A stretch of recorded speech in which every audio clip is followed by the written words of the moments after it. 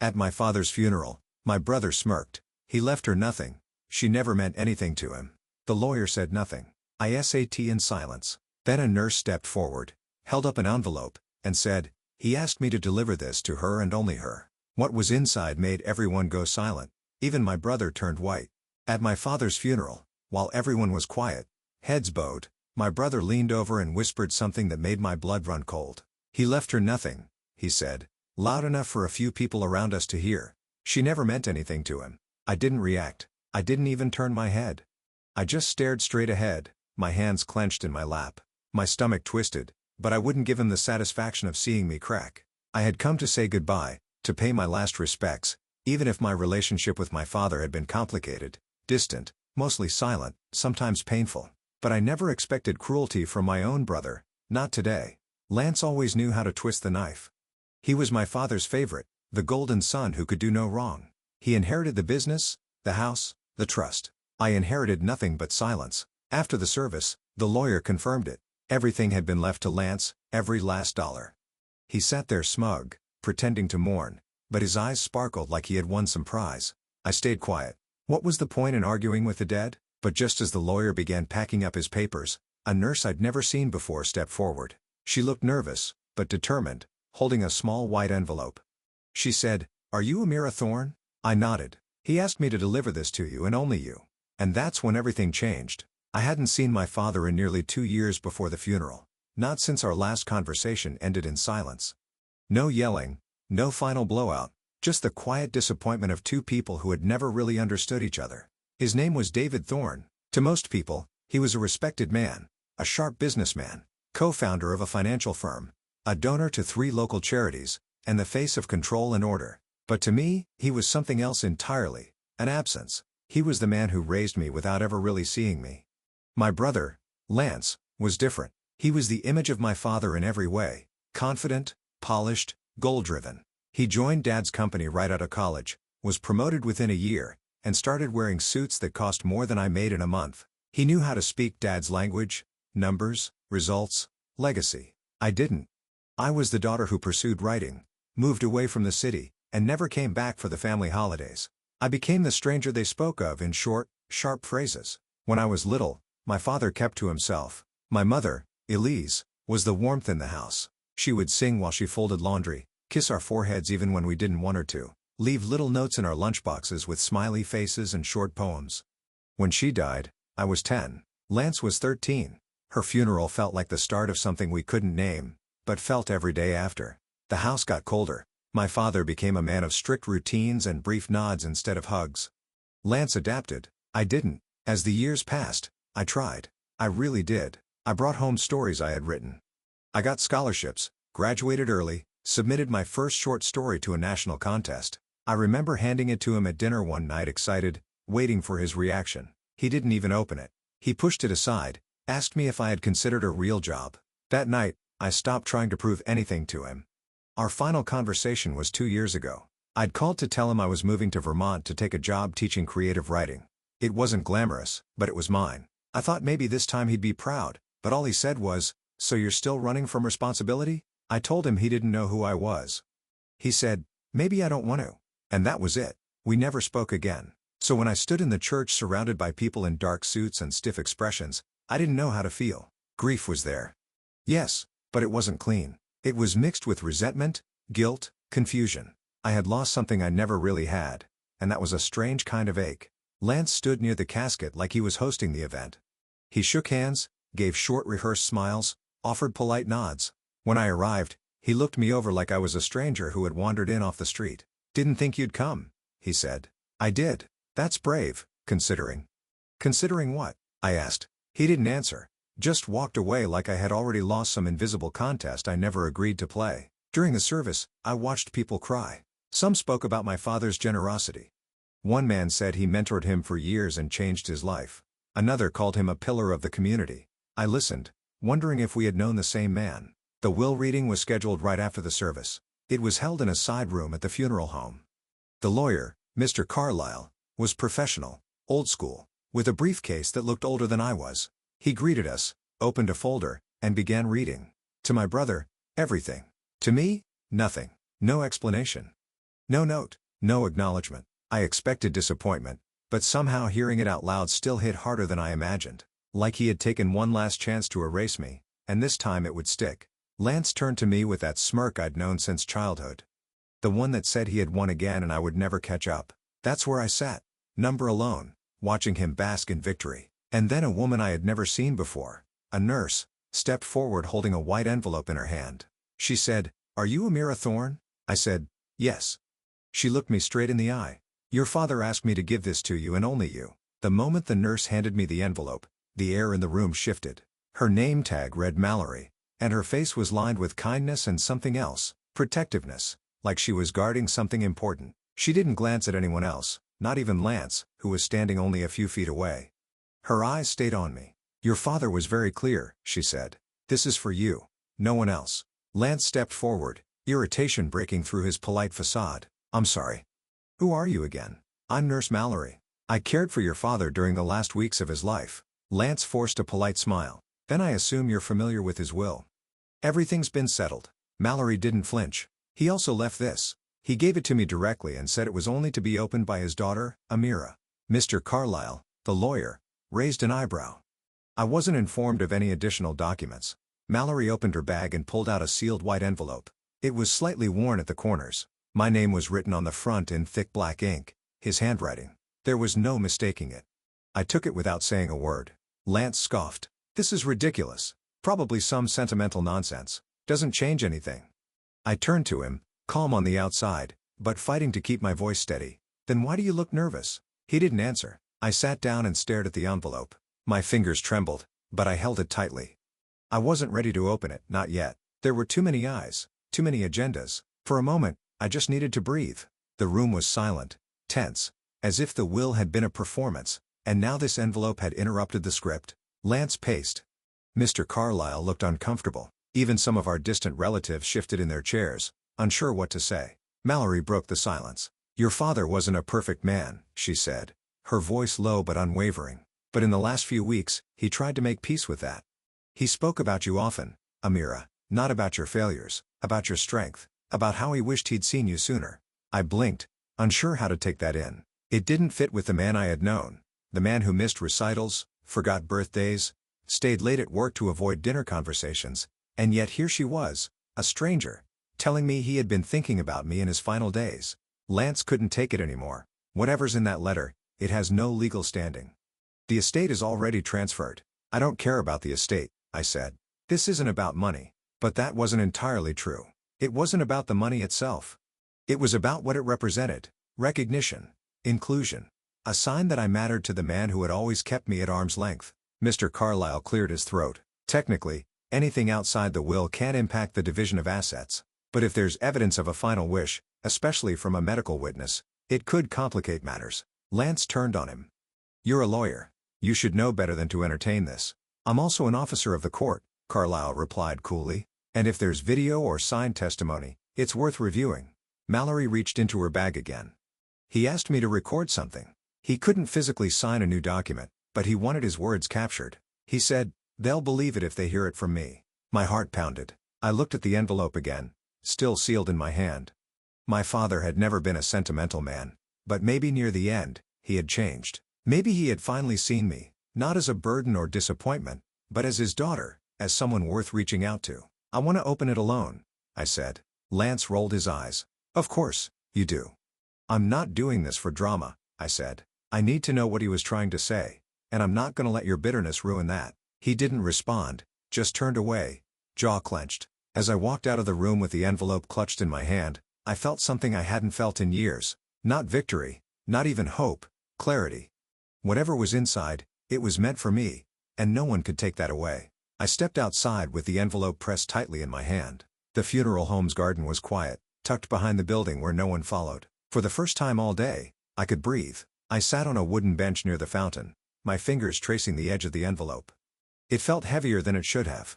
The paper was soft, worn at the corners like it had been handled more than once. My name was written in my father's distinct handwriting, sharp, angled, unchanging. For years, I had told myself I didn't need anything from him. Not love, not approval, not answers. But I was wrong. I needed this. Not just the envelope, I needed to know that I wasn't invisible to him. I opened it carefully. Inside was a folded letter, a brass key, and a small photograph. The photo was old. I recognized the moment instantly. I was 6 years old sitting on my mother's lap covered in paint. She was smiling, holding my hands, both of us stained with blue and green from one of our weekend art sessions. My father had taken that picture. I remembered now. He had leaned into the doorway, snapped it quickly, and disappeared again. The letter began simply, "Amira, if you are reading this, it means I didn't find the courage to say what I needed to while I was alive. I failed in many ways, but my greatest failure was how I treated you." My hands shook. I blinked hard and kept reading. "I told myself I was preparing you for the world, that keeping you at a distance would toughen you. I see now that I was just afraid. You reminded me too much of your mother. You were too bright, too passionate, too alive. I didn't know how to handle it, so I pushed you away. Lance fit into my world. You never did. But that was never your fault. That was mine." After the cancer diagnosis, I started writing letters, watching old tapes, reading your stories. I kept every single one. Even the ones I told you didn't matter. I kept your first published piece in a drawer in my study. I've read it more times than I can count. I just didn't know how to tell you that I was proud. The key is to the cedar chest in my study closet. Inside are your mother's journals, her paintings, and my own attempts at apology. I wanted to change the will to reflect the truth, but I waited too long, and my health declined faster than I expected. Still, I asked Nurse Mallory to help me record my last wishes. "I needed you to have this, because the legacy I want to leave isn't money or property, it's truth. You were never a disappointment. You were the part of me I wish I had been brave enough to embrace. I'm sorry. I love you, Dad." I read it twice before I could breathe again. The words pressed into my chest like a weight and a release all at once. I had spent years building armor to protect myself from a father who never seemed to care. And now, here it was, unraveling in my hands. It wasn't redemption. It wasn't enough to erase the years of silence, but it was real. It was something. A brass key sat in my palm, warm from my grip. I knew exactly where it went. The cedar chest in his study had been locked for as long as I could remember. I had once asked about it when I was 13. He had told me it was just old files. I never asked again. I stood up and looked back at the funeral home where Lance was likely still arguing with Mr. Carlyle, trying to maintain control. He had always been obsessed with control, with being the one who won. But this wasn't a game anymore. This was something he couldn't touch. I walked to my car, heart racing, not from fear, but from a strange, powerful pull. I wasn't sure what I would find inside that chest, but I knew it was meant for me. Whatever my father had hidden there, it would not be numbers or contracts. It would be pieces of him, pieces of her, pieces of me. This wasn't about reclaiming an inheritance. It was about reclaiming a history I had been shut out of, a voice I had long believed didn't exist. And now I was finally ready to hear it. I drove straight to the house, not to the cemetery, not to the reception. I had nothing left to say to Lance or anyone else circling like vultures around my father's estate. The Thorn house sat quiet at the top of its long driveway. It looked exactly the same as when I left it 10 years ago. Gray stone, white shutters, sharp corners that made it look more like a courthouse than a home. The porch creaked under my shoes as I unlocked the front door. Inside, the air was still. The furniture was untouched, staged for showings or inheritance photos, but I knew the way. My steps found the path to the study without thinking. His study had always been off limits. When we were kids, we weren't even allowed to peek inside. Even after I was grown, the door remained mostly shut. It had always felt like a vault built around his private life, his real one, the version he never shared. I stepped inside. The room smelled faintly of cedar and paper. His desk was neatly arranged. No dust, no disorder. Everything had its place. The walls were lined with books, degrees, a framed newspaper article from when he was named one of the top CEOs in the state. And there it was, the cedar chest. It sat beneath the window exactly where I remembered. Unmoving, untouched, locked, until now. I knelt beside it and slid the brass key into the lock. It turned with a quiet click. The lid lifted easily. Inside were stacks of folders, canvas rolls, photo albums, and 3 leather-bound journals tied with faded red ribbon. The scent of old paper and dried paint filled the air. I reached for the journals first. My mother's name was written on the inside cover of each one. Elise Thorne. The handwriting was hers, fluid, bright, full of life. As I flipped through the pages, I saw poems she had written during her final year, drawings of me and Lance, letters she never sent. She wrote about her hopes for us, her fear of dying too young, and her longing for my father to show more warmth. She had left pieces of herself for us, and they had been hidden for more than 20 years. I was still holding her third journal when I noticed the folder beneath it. It was labeled in my father's handwriting for Amira. Inside were copies of every story I had ever sent him. The short story that won second place in my college contest, the poem I had published in an online magazine, even the essay I had submitted for graduate school. He had printed them out, annotated them with notes in the margins, things like strong opening, vivid imagery, and one that simply said, "This one made me cry." I covered my mouth and sat back against the wall. This man, who I had believed never saw me, had read everything. And he hadn't just read it, he understood it. He had known me more than I realized, maybe more than I had allowed him to. I found a flash drive at the bottom of the chest, labeled Final Message. I plugged it into the laptop he had left behind. His face appeared on the screen, thinner than I remembered, eyes tired but focused. "Amira," he began. "I'm sorry I didn't say this sooner. If you're watching this, it means I didn't make it. But I needed to speak directly to you because a letter didn't feel like enough." He paused for a breath. Then he said, "You were never a mistake. I was the one who failed to see you for who you were. I was so afraid of losing control that I pushed you away instead of pulling you in. Everything I hid in that chest was meant for you, not just the contents, the truth. The parts of your mother I buried, the parts of myself I was too ashamed to share. I don't care if the will says otherwise. That house is yours. That room is yours. Your mother wanted it that way. And now so do I." The video ended without fanfare, just silence and a still frame of a man who finally, in his last days, had faced what mattered. I sat there for a long time, not crying, not angry, just still. The kind of stillness that comes after a storm has finally passed. He didn't leave me out. He just didn't know how to include me until it was too late, but he tried. And that effort, even delayed, meant more than I expected it could. For the first time in years, I felt something settle inside me. Not closure. That's a myth. But something close, something real. I stayed in the house that night. I didn't plan to. I had packed nothing, expected nothing. But after everything I had just seen, the idea of leaving felt wrong. I made a bed on the couch in the living room and let the weight of the day settle into my chest. It wasn't grief exactly, or at least not the kind I had expected. It was more like something heavy unraveling inside me. In the morning, I walked back into the study and opened my mother's journals again. I read until the sun rose. Her voice came through every page with warmth and wit and fierce love. She had wanted us to grow up brave. She had worried about how we'd manage without her. She had asked my father, in one of her entries, to make sure Amira knows she matters. Maybe it had taken him too long. Maybe the damage had already been done, but he tried. In his own flawed way, he tried to honor that promise. 2 weeks later, I met with Mr. Carlyle again. I brought the letter, the flash drive, and Mallory's statement. He listened carefully, then nodded. "There's enough here to challenge the existing will," he said, "especially with the video. And since the house hasn't officially transferred to your brother, we can file a claim." Lance wasn't happy. He sent a short message through his attorney, accusing me of exploiting sentiment and undermining our father's wishes. I didn't respond. I didn't need to. The truth had already spoken for itself. The legal process took time. But in the end, I kept the house. I didn't want the money. I let Lance have it. Let him keep the company, the accounts, the control. He could stay in his world of profit margins and prestige. I had something better, something he never noticed was missing. The legacy my father left me wasn't measured in dollar signs. It was measured in understanding, in regret, in effort, and in that small, simple word he had never said before: love. I turned the study into a writing room, not just for me, but for others. I opened it twice a week as a creative space for young writers who had no place to go. We read my mother's stories. We painted. We laughed. We wrote things that felt too honest and too raw for classrooms or workshops. It became something real, something alive. One day, I found a folder hidden in the bottom of the chest I had somehow missed.